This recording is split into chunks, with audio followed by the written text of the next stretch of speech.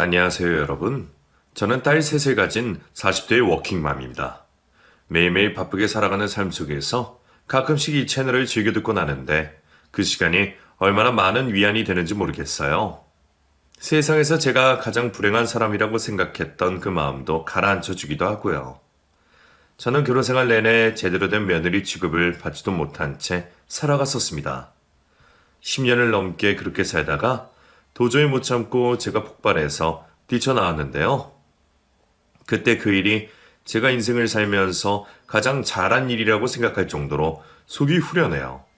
그럼 제가 그럴 수밖에 없었던 지난 일들을 자세하게 털어놓아 보겠습니다.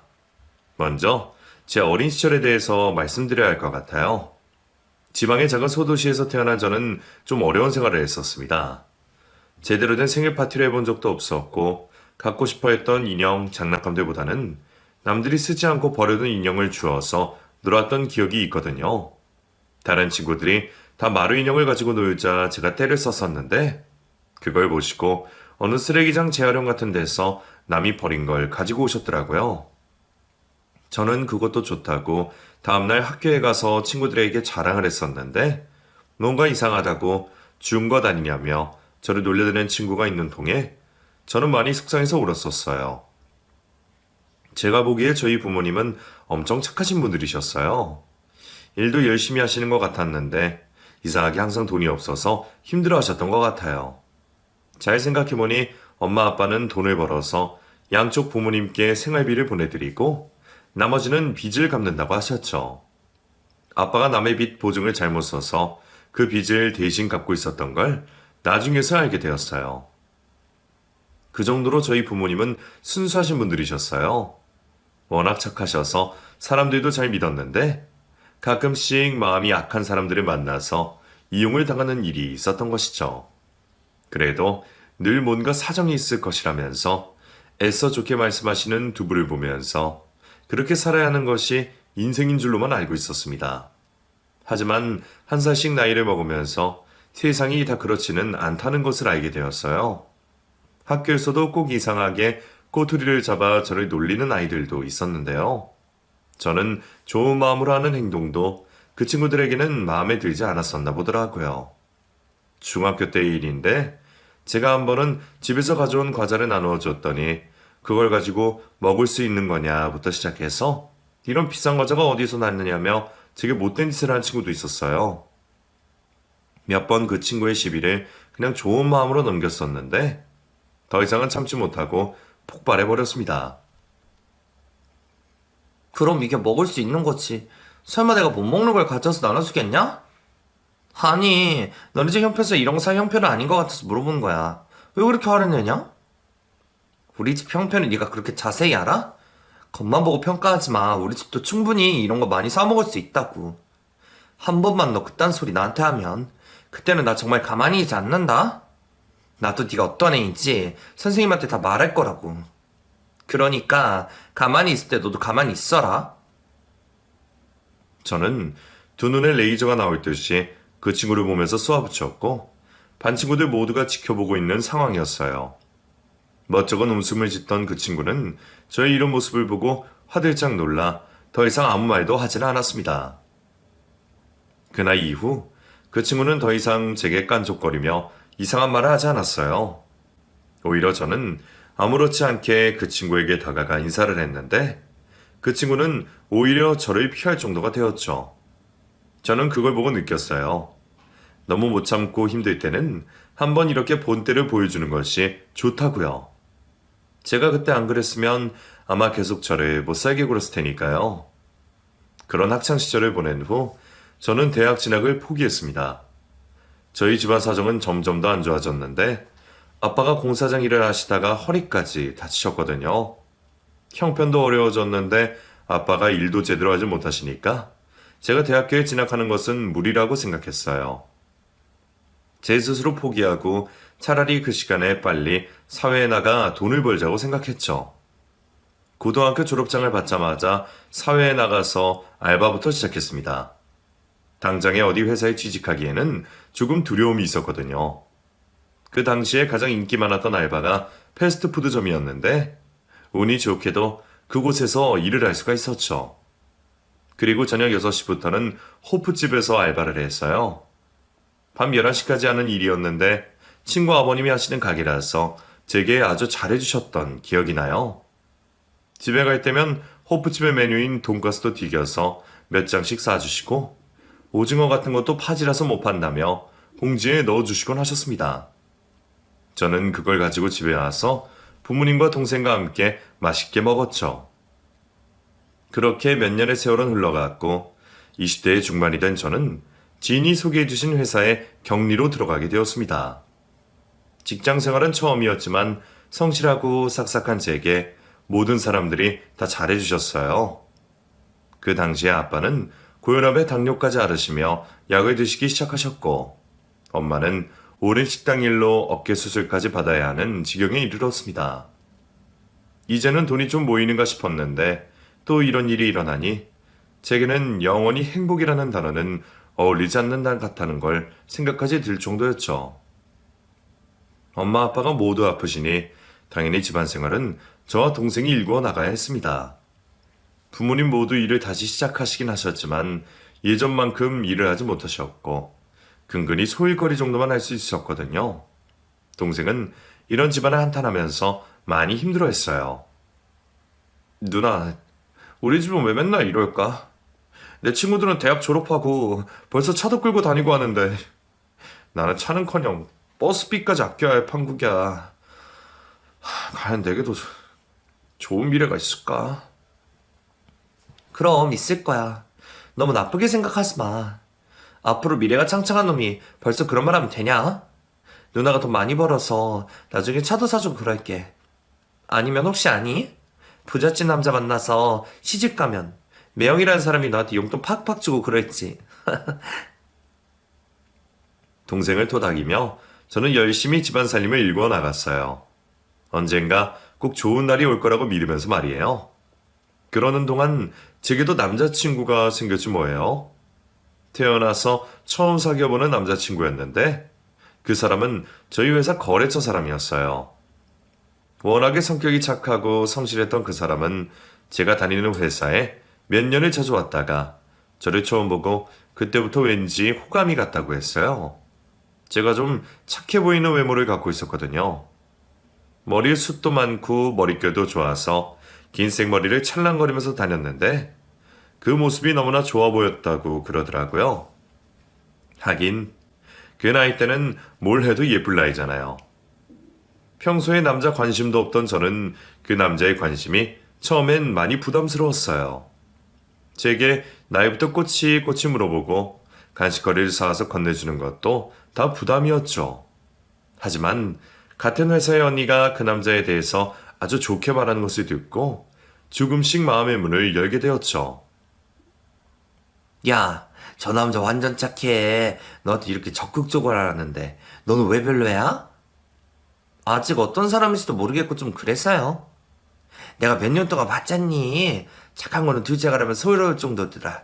어? 성실하기도 하고. 보니까 자기 엄마한테도 엄청 잘하는 효자인 것 같은데? 그리고 예전에 여자친구가 있었던 적이 있었는데 진짜 간이고 쓸개고 다 빼줄 사람처럼 잘하더라. 저런 남자를 만나야 연애가 행복한데 말이지.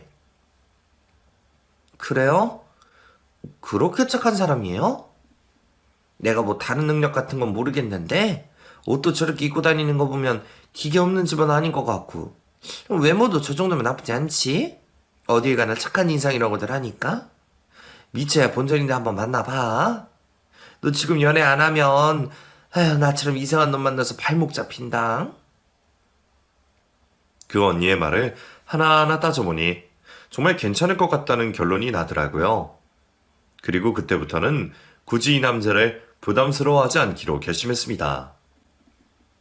제 연락처도 알려주었고 간식거리를 사오면 적극적으로 함께 먹기도 했었죠. 그 사람은 이런 저를 보면서 뭔가 변했다고 말을 했는데 그것도 웃음으로 받아들였고 그 사람과 가까운 곳에서 눈빛을 마주치기 시작했습니다. 그러자 잠시 후 그 남자는 제게 개인적으로 문자 메시지를 보내서 저녁에 함께 밥을 먹자는 말을 하더군요. 그날이 그 남자와 단둘이 함께 보낸 첫 시간이었던 것 같아요.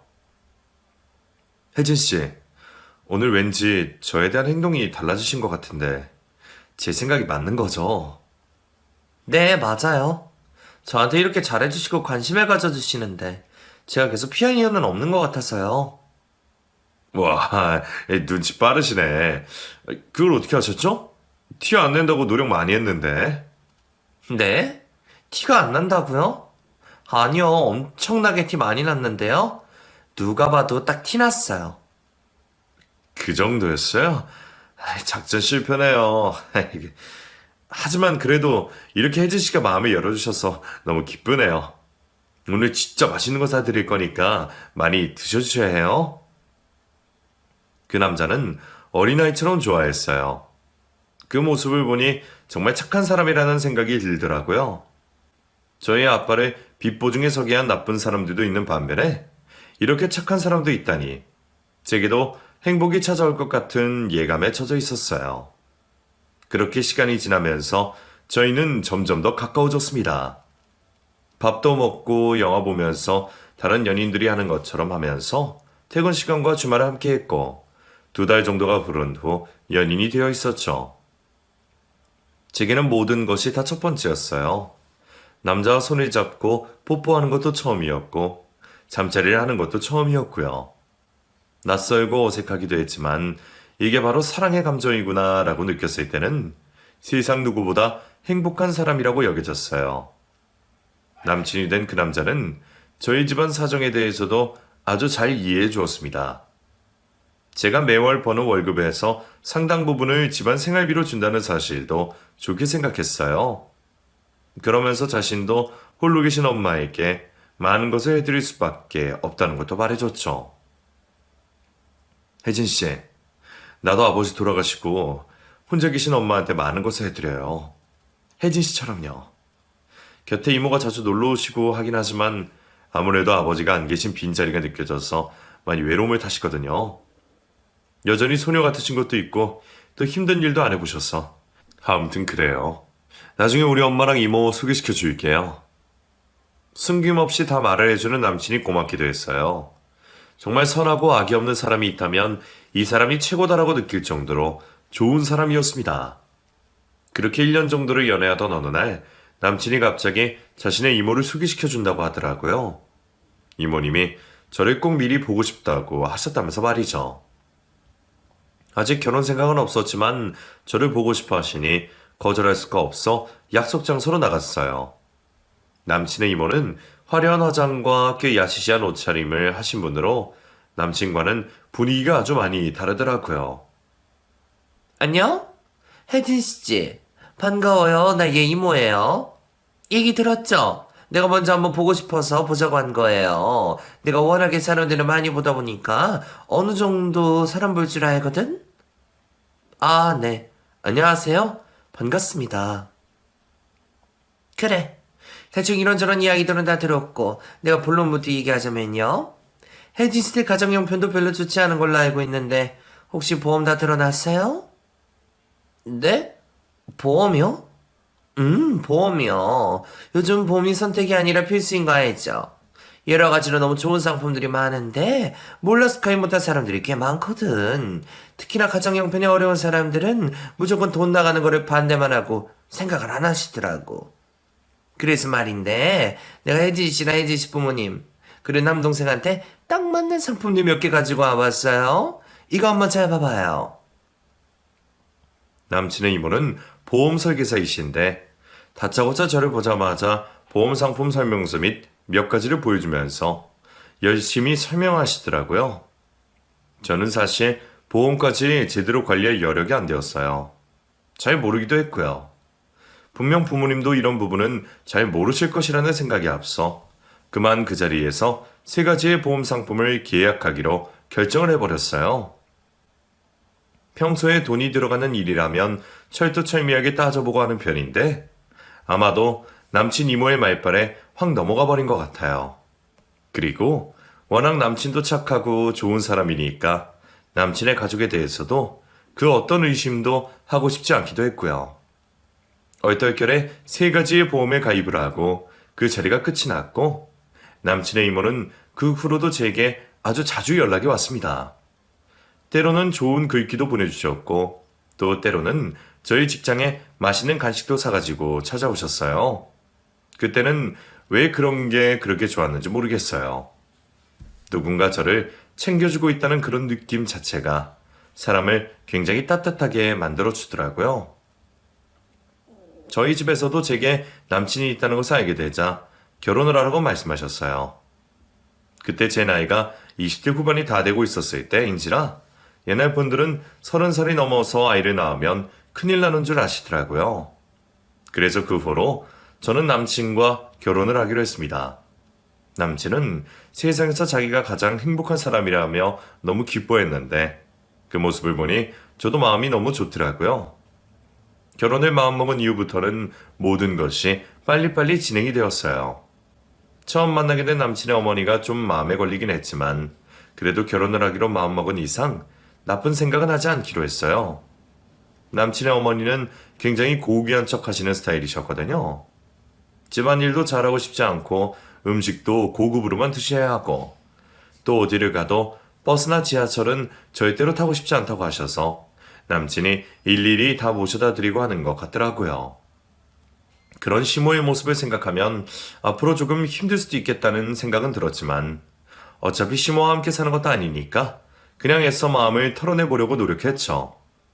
그러던 어느 날 결혼 준비로 바쁜 제게 시모에게 전화가 왔습니다. 따로 할 말이 있다고 하시길래 무슨 말인가 싶어 들어보니 혼수에 관한 이야기와 결혼해서 며느리로서 제가 해야 할 일에 대해서 해줄 말씀이 있다고 하시더군요. 너네 집 형편 어려운 거 잘 알고 있는데 그래도 최선이 있는 같이 했지. 우리 집만 그렇게 호락호락한 집안 아니었단다. 남들 볼 면목도 있고 하니까 내가 저희 리스트로 몇 가지 적어놓은 것이 있으니까 그 사진 찍어서 문자로 보내마. 그거 보고 준비하거라. 이거 호준이한테는 절대로 말하면 안 된다. 알겠니? 그냥 자연스럽게 네가 준비한 걸로 하면 될 거다. 그럼 그런 줄 알고 끊여마. 그리고 나서 바로 보내온 리스트에는 명품 가방부터 고급 모피 그리고 중고 자동차도 한 대 포함되어 있더군요. 솔직히 아주 많이 황당했어요. 남친과 저 모두 가족들을 도와드리느라 모아둔 돈이 별로 없었기에 모든 것은 취소하기로 결정했던 상태였거든요. 근데 갑자기 이렇게 많은 것을 준비하려면 최소한 몇 천만 원은 필요할 텐데 제게 그런 여유가 전혀 없었거든요. 며칠을 고민만 하다가 남친에게 솔직하게 털어놓기로 했습니다. 제 말을 들은 남친은 정말 많이 화가 났고 제게 미안하다며 사과까지 했어요. 그리고는 곧바로 집으로 가서 어머니께 모든 것을 말했나 보더라고요. 다음날 바로 또 남친의 어머니가 전화가 와서 제게 엄청난 잔소리를 하셨습니다. 네가 감히 나랑 우리 아들을 싸움을 붙여? 얘 너 대단한 애다 정말. 아직 결혼을 안 한 것이 벌써부터 모자지간에 싸움을 붙여놓으니 결혼하면 아주 볼만하겠다 볼만하겠어. 내가 무슨 너한테 못할 짓거리라도 한 것처럼 애한테 그렇게 말을 하니? 어머니 오해세요. 그게 이미 저희는 간소하게 하기로 다 결정을 한 일이라서요. 어찌할 바를 모르겠어서 상의를 한 것뿐이에요. 됐다 이 앙큼한 것. 너 앞으로 다시 한 번만 내 아들이랑 싸움 붙이면 내가 가만 안 둔다. 화가 많이 나신 예비 시모는 제게 심한 말을 하면서 일방적으로 전화를 끊어버렸어요. 와, 정말 너무 무섭더라고요. 결혼도 하기 전인데 이렇게 직설적으로 제게 말씀을 하시니 솔직히 결혼을 해야 할지 말지도 고민을 할 정도였습니다. 이런 상황을 마무리시켜주신 분이 바로 이모님이셨어요. 남친의 이모님은 이 사실을 알고 나서 시모와 제게 중간에서 중재를 시켜주셨죠. 역시 사회생활을 하시는 분이라 그런지 성격도 화끈하시고 그렇더라고요. 저는 그때까지만 해도 이모님께 정말 많이 의지를 했습니다. 결혼한 이후에도 이런 일이 생기면 시이모님이 제 편이 되어줄 것이라는 생각을 하면서요. 그런데 막상 결혼을 하고 보니 제 편이 되어주는 사람은 아무도 없었어요. 그렇게 믿고 의지했던 시이모님마저 싹 태도를 바꾸시고 자신이 필요할 때만 저를 이용해 먹으려고 하시더라고요. 결혼하고 나서 3달 만에 아이가 생겨서 제대로 일도 하지 못할 때 시모는 제게 중고차 한 대를 사라고 하셨습니다. 다른 건 아무것도 해온 게 없으니 중고차라도 한 대 사서 자신을 태워다녀야 한다고 하셨죠. 돈도 없고 황당하기도 했지만 막상 제가 혼수나 예단도 해드린 것이 없었기에 저는 제가 가진 돈을 조금 보태고 나머지는 할부로 해서 저렴한 중고차를 한 대 뽑았어요. 그랬더니 그때부터 시몬은 제게 여기 가자 저기 가자 하면서 부르기 시작했습니다. 제가 그때 입덧이 심해져서 회사를 휴직하고 있던 상태라 집에 있었으니 시모 입장에서는 하루 종일 시간이 엄청 많이 남아도는 걸로 생각하고 계시더라고요. 우리 아들은 힘들게 하루 종일 나가서 돈 버는데 네가 이 정도는 알 수 있는 거 아니니? 나는 버스는 멀미가 나서 절대로 못 타. 그러니까 앞으로 이런 일이 있을 때는 네가 좀 나 좀 태워주거라. 하루 종일 놀면서 이 정도는 해야지, 안 그러니? 시모의 부탁은 점점 더 심해졌어요.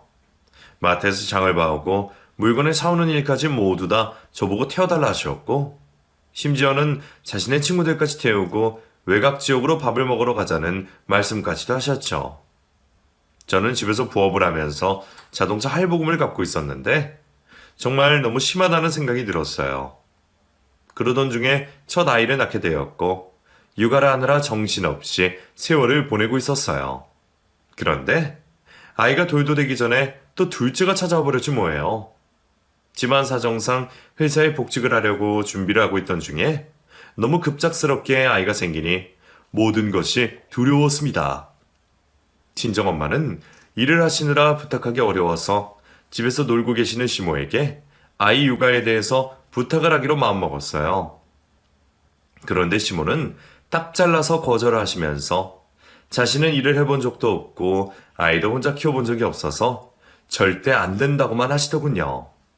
그러면서 하시는 말씀이 너같이 어렸을 때부터 일 많이 하고 그런 일에 내가 같은 줄 아니?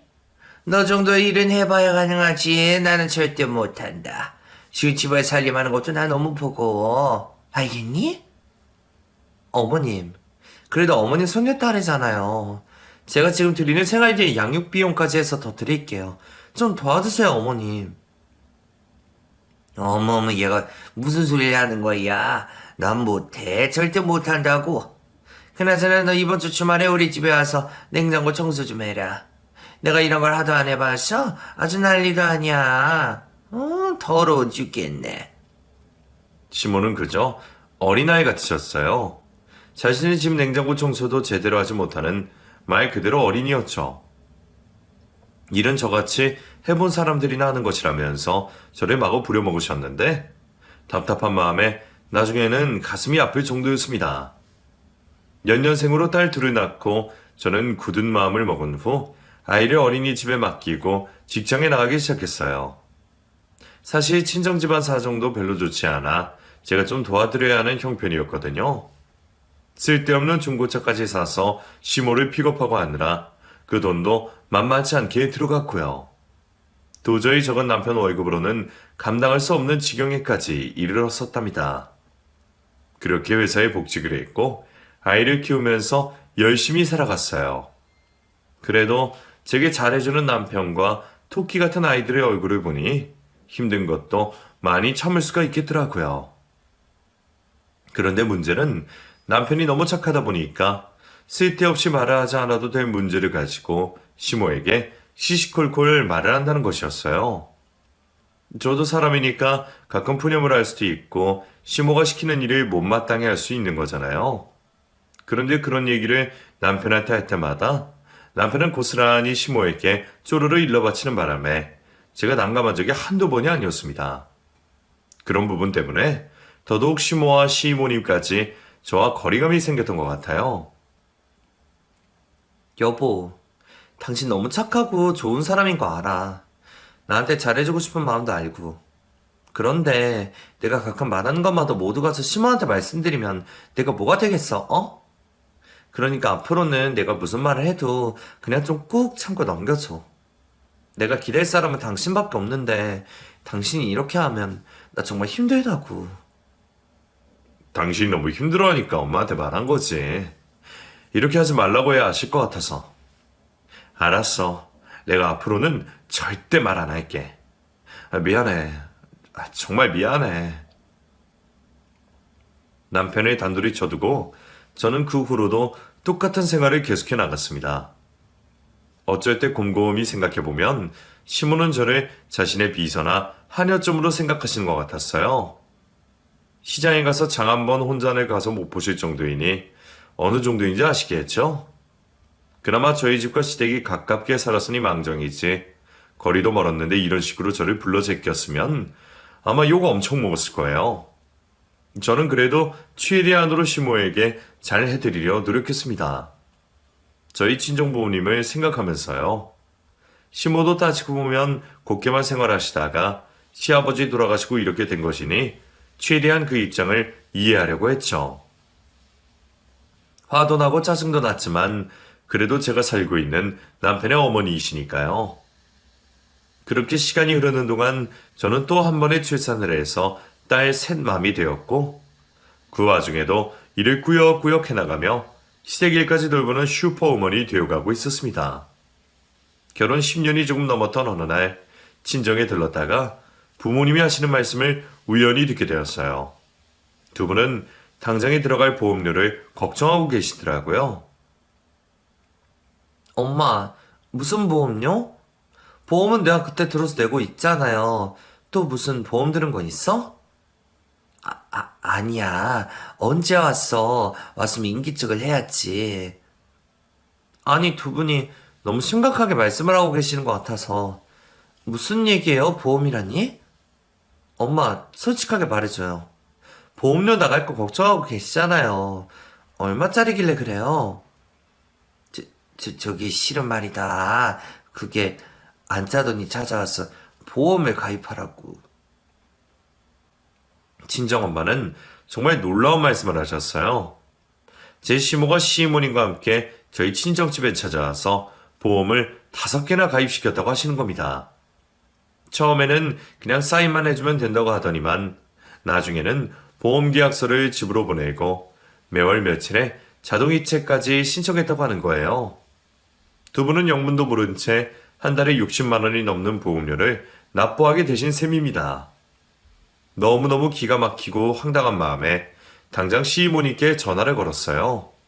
시이모님은 제 전화를 피하셨고 몇 번을 계속 걸어도 받지 않으시더군요.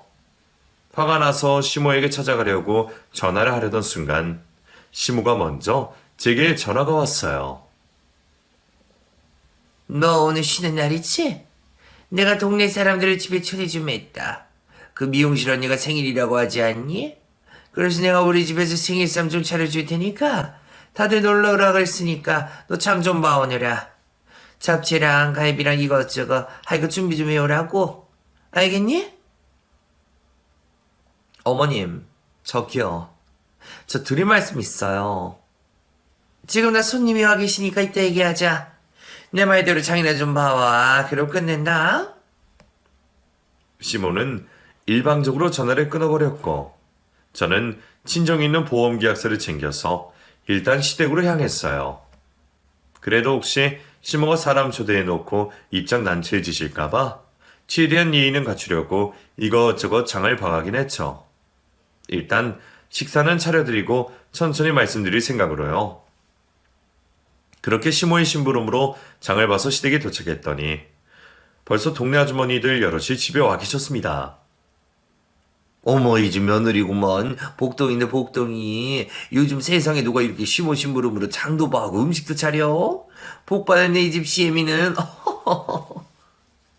동네 아주머니들의 인사를 받으며 부엌으로 가서 장 봐온 것을 정리하고 있는데 시모는 거실에서 동네 아줌마들이 다 있는 앞에서 제게 말하셨어요. 예, 며느라. 오늘 특별한 날이니까 십첩반상 준비해와라, 알겠냐? 10가지는 돼야 반찬이 먹을 만한 게 있지, 안 그래? 갑자기 10가지의 반찬을 만들어 오라니 어이가 없고 너무 황당했어요. 저는 화가 나서 일부러 아무 대답도 하지 않고 한숨만 푹푹 쉬고 가만히 서 있었습니다. 정말 그때 그 당시의 심정으로는 단 한마디만 더 하시면 모든 살림을 부수고 싶을 정도였어요. 한숨을 내리시며 짜증나는 마음을 겨우 달래며 몇 가지 음식을 하기 시작했습니다. 잡채도 했고 생선도 2마리 튀겼으며 나름대로 미역국도 끓였죠. 나물 2가지랑 전까지 붙여서 상을 차리고 있는데도 시모는 동네 아줌마들과 수다를 떨며 노느라 저를 도와주기는커녕 부엌에 코빼기도 보이지 않으셨어요. 화가 잔뜩 난 마음으로 밥상을 차렸고 시모에게 드시라고 말씀을 하려고 하는데 그 순간 시모가 동네 아줌마들에게 조용하게 속삭이는 말투를 듣게 되었습니다. 제가 저래도 아주 보통 분류시가 아니야. 지난편에 하나부터 10까지 다 일러 바쳐서 우리 모자 살면 안 좋아졌다니까. 내가 우리 아들 얼마나 애지중지하는지 다 알지. 아주 저게 보통 얘기가 아니야. 조심해야 돼. 며느리긴 며느리인데 난 그냥 거의 가정부로 생각하고 쓰고 있어. 그게 마음 편안하니까. 어머머 세상에 그 정말이야? 세상 제일 나쁜 년이 부모랑 자식 갈라놓은 년이라고 하던데 착하게 생긴 얼굴로 그런 짓을 한다고? 아이고 무섭다. 나도 앞으로 며느리 봐야 되는데 조심해야겠네. 시모와 동네 아줌마들이 하는 말에 저는 도저히 참을 수가 없었어요. 그래서 그 순간 아주 큰 소리로 소리쳤죠. 가정부요? 어머님, 말씀 똑바로 하세요. 가정부라뇨. 어머, 얘가 깜짝이야. 여기 김호사는 없어. 뭘 그렇게 소리 지르니? 아이고 무서워라. 지금 말씀 다 하셨어요? 매달 제가 드린 돈이 얼만데 거기다가 일일이 다 운전해서 모셔다 드리고 수발까지 드는데 더 이상 제가 어떻게 해야 돼요?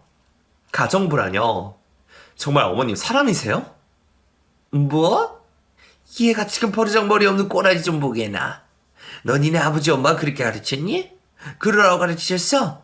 이게 버르장머리하고는. 저는 더 이상 참을 수가 없었습니다. 그래서 힘들게 차려놓은 밥상을 확 다 엎어버리고 주방에 있던 몇 개의 그릇들도 바닥으로 집어 던져버렸죠. 제가 이성을 잃고 분노를 하자 시모는 몹시 당황하면서 동그래진 눈으로 쳐다보고만 계시더니 잠시 후 입을 여셨어요. 저기 얘 너 지금 너무 흥분했다. 내가 그렇게 말한 건 너를 너무 딸처럼 생각해서 그런 거야. 딸처럼 편하고 좋으니까 부탁도 하고 그러는 거지. 어디 불편한 사람한테 그런 부탁하니. 고정해라. 사람들도 계시는데 그만 진정 좀 하고 내 말 좀 들어봐라. 딸? 딸이라고 하셨어요. 딸이라고요? 기가 막혀서. 딸이 아니라 하녀잖아요. 가정부 하녀. 저 이대로는 더 이상 못 참겠습니다. 얼마 전에 저희 친정부모님 찾아가서 보험계약까지 어마어마하게 하셨던데 딸로 생각하시는 분이 이렇게 저희 집안의 통째로 무시합니까? 이거 보험 사기나 마찬가지예요. 저를 부려먹은 것도 모자라서 이제는 순수하신 저희 부모님까지 그래요.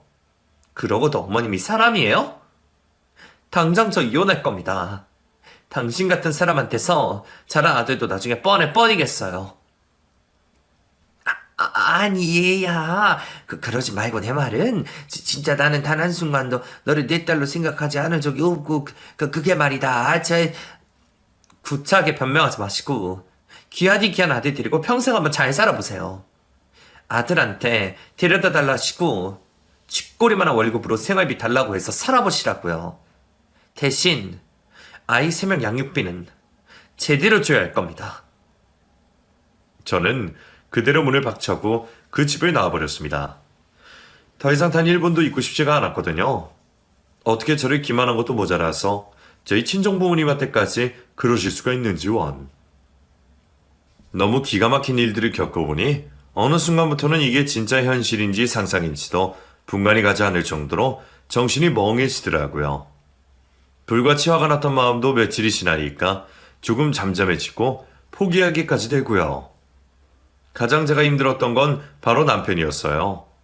남편은 너무 착해서 때로는 바보 같은 짓을 할 정도로 저를 아껴주던 사람이었으니까요. 이혼을 생각하는 데에 있어서 남편이 너무 마음에 걸렸지만 어쩔 수가 없었어요.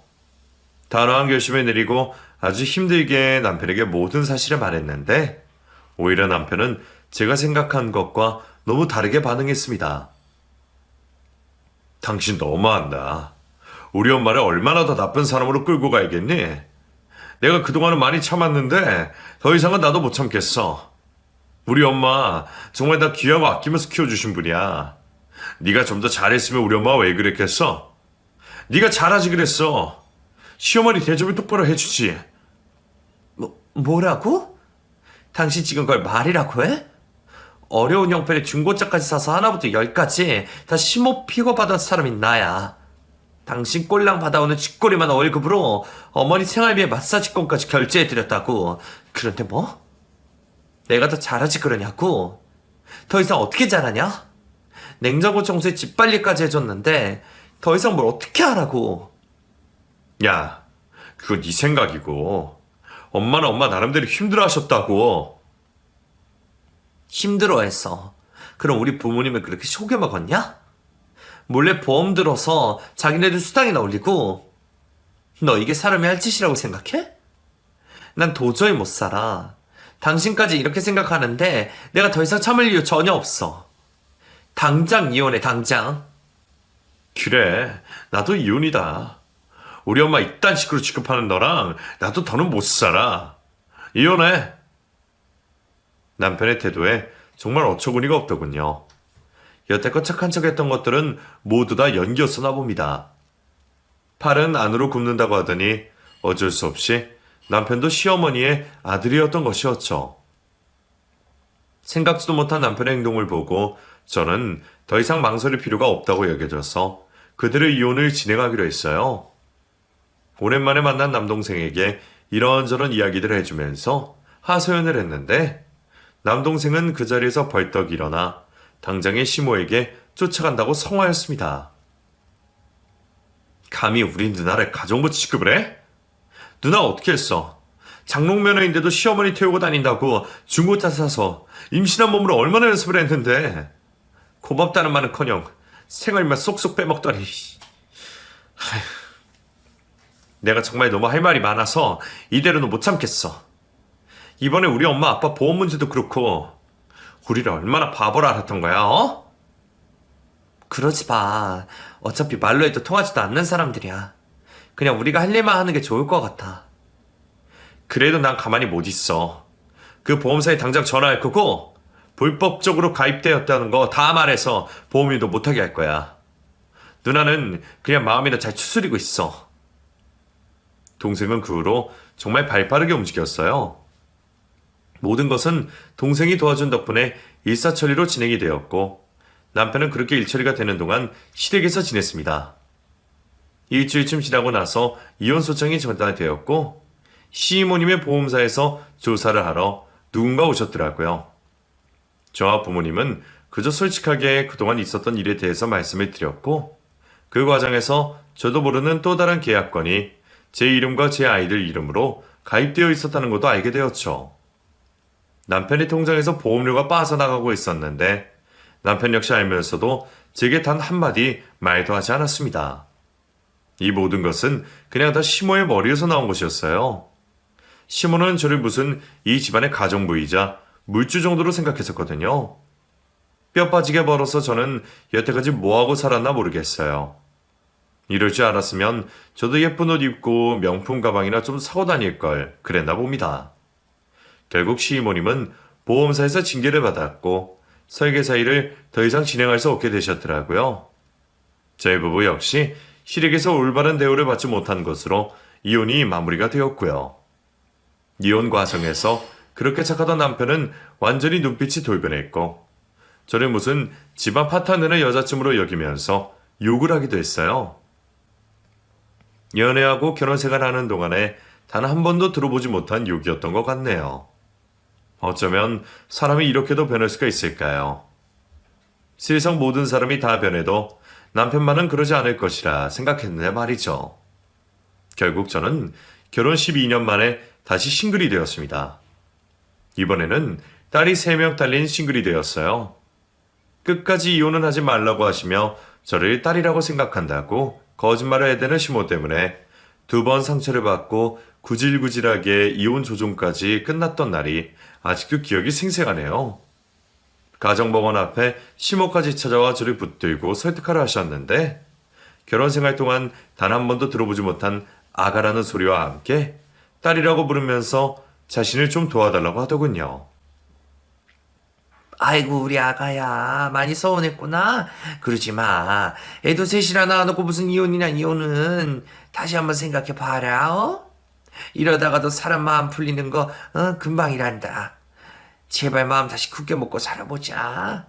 딸같이 생각해서 그런 말을 한 거지. 내가 무슨 너를 진짜 가족부를 생각한다니. 말도 안 되지. 이러지 마세요, 어머님.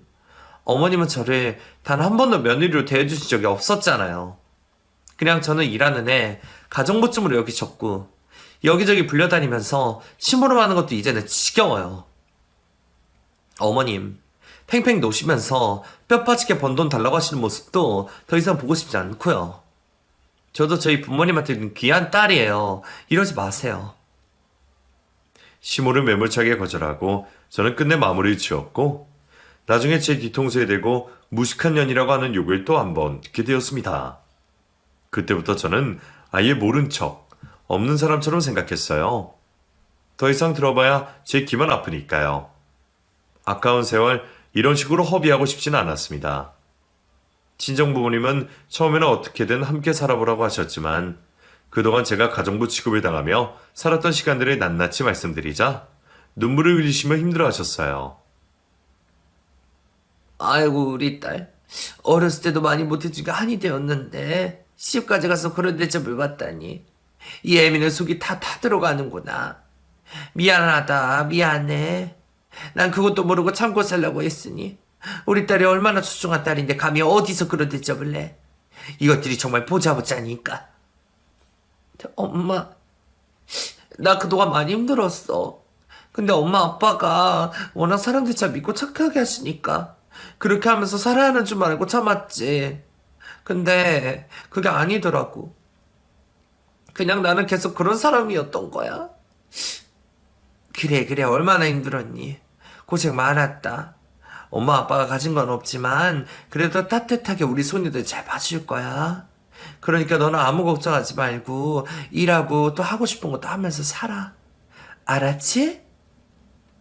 친정 부모님은 따뜻하게 안아주셨고 저는 아이들을 데리고 친정집으로 들어가서 생활했습니다. 부모님은 아이들을 정성껏 돌봐주셨기에 저는 아이들 걱정 없이 일을 할 수가 있었어요. 오히려 남편과 살 때보다 더 힘들지도 않았던 것 같아요.